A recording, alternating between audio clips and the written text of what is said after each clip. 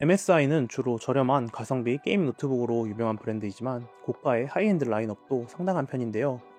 오늘 리뷰해볼 게이밍 노트북은 18인치의 화려한 4K 디스플레이에 최신 에로우레이크 기반의 인텔 코어 울트라 9, 엔비디아 RTX 5080을 탑재한 상당한 모델입니다. 다른 말 필요 없이 MSI 스텔스 18HX, A2X WIG U9 노트북에 대해서 리뷰해보겠습니다. MSI 스텔스 18HX는 리뷰 시점인 2025년 6월 단화 최저가 기준으로 약 590만원 정도의 가격이 형성되어 있는 제품인데요. 지난 4월 599만원이라는 가격에 출시가 되었고, 가격이나 대략적인 스펙에서도 알 수 있다시피 하이엔드 제품입니다. 이러한 제품들을 리뷰할 때 항상 하는 이야기지만 당연히 일반인 기준으로는 아주 비싼 가격의 제품이 맞습니다. 다만 엄청난 하이엔드 스펙이 필요한 사람들 시점에서는 여러가지 요소를 따져봤을 때 나름 합리적인 가격이라고 느낄 수도 있을 것 같은데요. 유독 올해 나온 RTX 5000번대 노트북들이 가격이 좀 높게 형성되어 있긴 해서 살짝 뭔가인 느낌이 있긴 합니다. 아무튼 가격을 먼저 언급해봤는데 이제 바로 다음으로 넘어가서 구성품을 간단하게 살펴보겠습니다. 일단 하이엔드 제품인 만큼 이렇게 MSI 백팩도 증정을 하고 있는데요.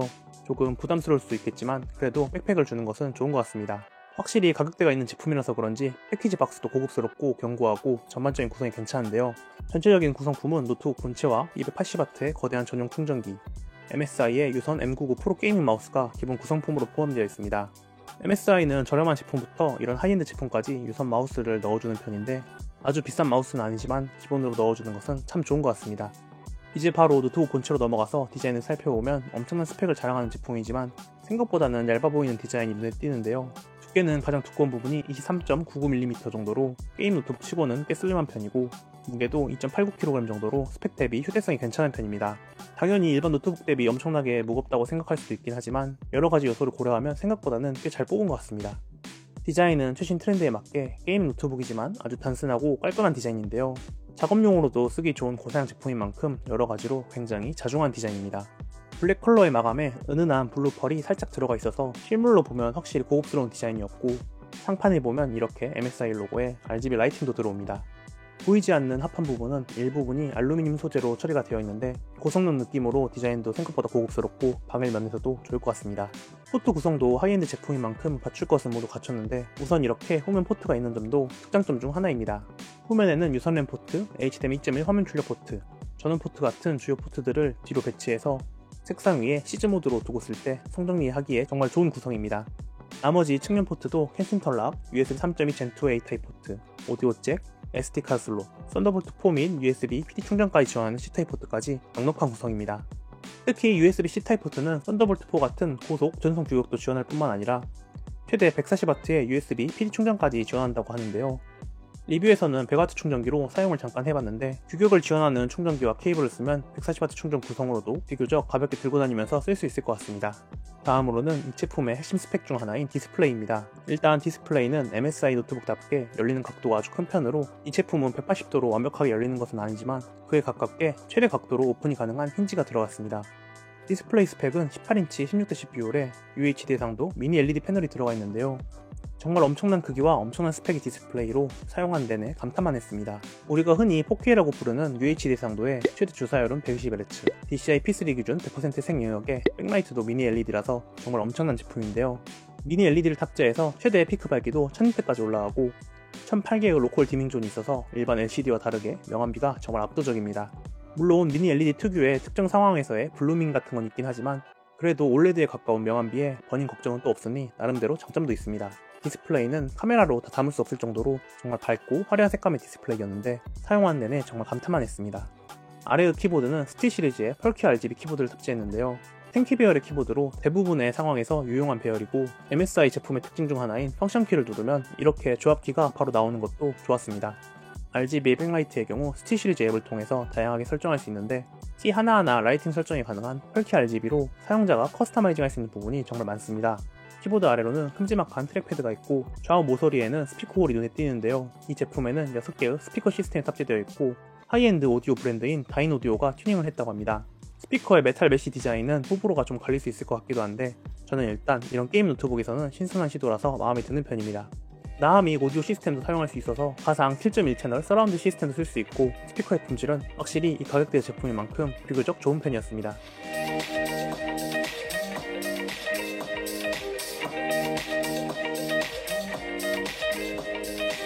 이제 이 제품의 프로세서 스펙에 대해서 간단하게 살펴보겠습니다.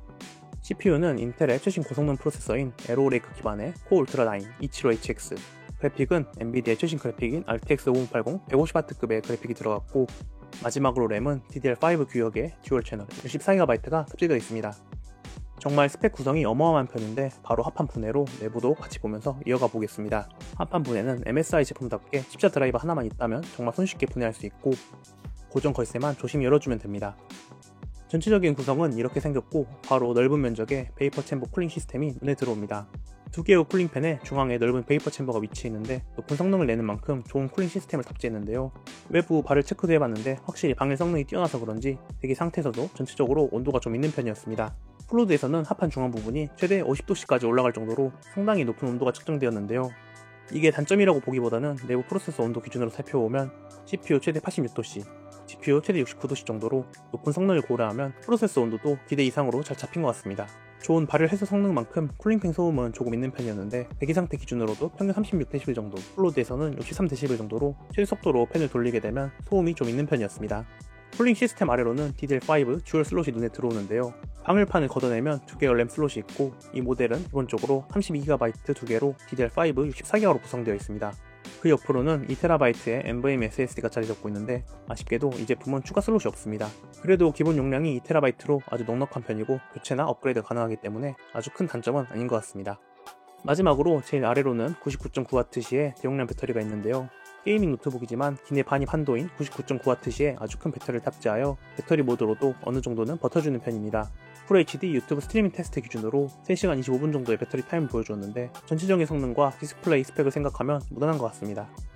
그래도 99.9W시의 아주 큰 배터리를 넣고도 2.8kg대의 무게로 맞춘 것을 보면 나름대로 구성을 잘한 것 같습니다.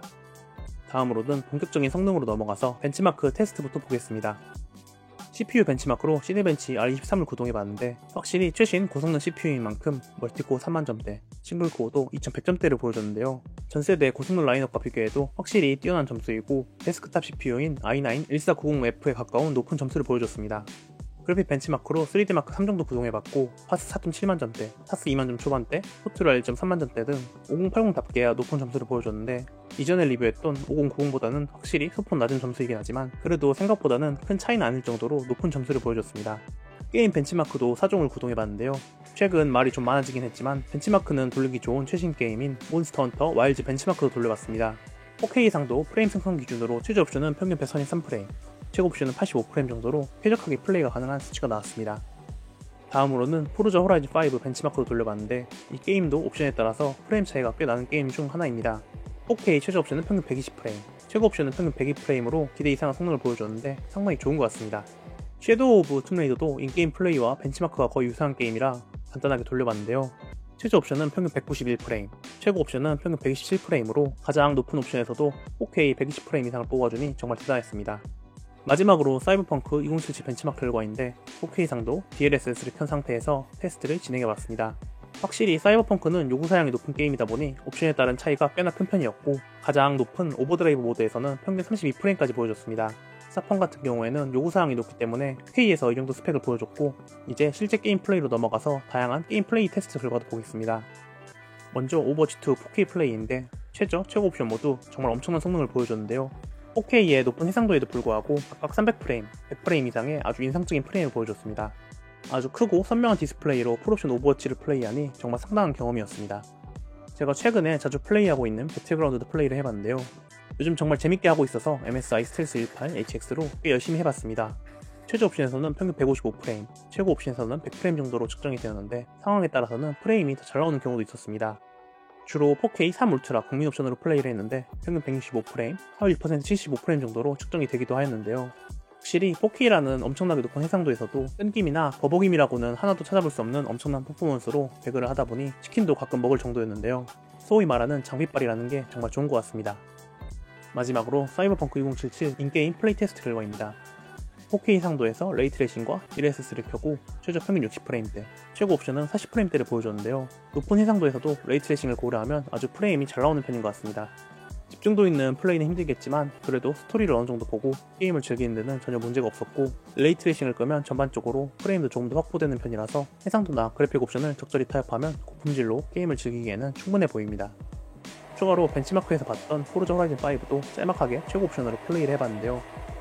4K 최고 옵션으로 드리프트를 하며 연기를 많이 내는 상황에서도 현 140프레임, 하위 퍼센트 115프레임 정도로 안정적인 프레임을 보여줬습니다. 4K라는 높은 해상도에서도 정말 인상적인 프레임을 보여줬는데 신형 인텔 코어 울트라 9 프로세서와 RTX 5080 조합은 정말 대단한 것 같습니다. 18인치의 크고 선명하고 화려한 색감의 디스플레이는 어떤 게임을 즐기던 간에 정말 눈이 즐거운 게임 플레이가 가능한 제품이었는데요. 적당한 스펙의 가성비 위주의 MSI 게임 노트북으로 게임을 하다가 이런 잘 만들어진 하이엔드 MSI 게임 노트북으로 4K 게임을 즐기니 정말 좋은 경험이었습니다. 이 제품은 높은 스펙의 제품인 만큼 이런 고사양 게임들을 대부분 잘 커버하기도 하지만 작업적인 면에서도 상당히 좋은 제품입니다. 이번에 어도비 프리미어로 짤막하게 영상 클립 같은 것도 편집해보고 포토샵으로 고화질 사진 보정 작업 같은 것도 간단하게 해봤습니다. 일단 18인치의 화려하고 선명한 디스플레이는 작업용으로도 높은 정확도를 보여주기 때문에 이점이 많았고 RTX 5080 외장 그래픽까지 더해지니 복잡한 영상 작업이나 고화질 사진 보정 작업도 문제가 없었습니다. 그리고 AI 기능을 요즘 많이 활용하는데 온디바이스 기준으로는 GPU 자체로 AI를 돌리는 경우도 많아서 고성능 작업 면에서는 아주 좋아 보였습니다. 예전에 만들어둔 H264 코덱 4K 30프레임 3분짜리 프리미어 파일도 간단하게 테스트를 돌려봤는데요. AI 성능 자동 모드에서는 약 40초, 터보 모드에서는 38초 만에 렌더링을 끝내버리는 엄청난 성능을 보여줬습니다. 구형 하이엔드 노트북들은 1분 초반 정도 걸렸던 작업인데 이 노트북은 40초 안쪽으로 이 작업을 끝내는 걸 보면 정말 성능이 엄청난 것 같습니다. 크고 화려한 4K 18인치 미니 LED 디스플레이, 고사양 인텔 코어 울트라 9과 RTX 5080, 그리고 64GB 램 조합으로 어떤 게임이든 작업이든 정말 무리 없이 다 해낼 수 있는 그런 제품이라고 할 수 있는데요. 사용하는 내내 정말 감탄만 하긴 했는데 역시 비싼 가격은 일반인 기준에서는 쉽게 접할 수 없는 부분인 것 같긴 합니다. 그래도 전반적으로 가격 대비 다른 하이엔드 제품과 비교해봐도 스펙 구성을 아주 잘한 것 같아서 다른 의미의 가성비로 접근한다면 실수요 기준으로는 괜찮을 것 같다는 생각도 들었습니다. 물론 이번 5000번대 하이엔드 노트북들이 대체적으로 가격이 모두 높게 책정된 것도 있어서 그러한 부분들을 고려했다는 점도 참고하시면 좋을 것 같습니다. 여기까지 MSI의 하이엔드 게임 노트북 MSI 스텔스 18 HX 게임 노트북 리뷰였습니다. 정말 긴 노트북 리뷰 끝까지 봐주셔서 감사하고 전 다음번 다른 리뷰 시작하겠습니다. 감사합니다.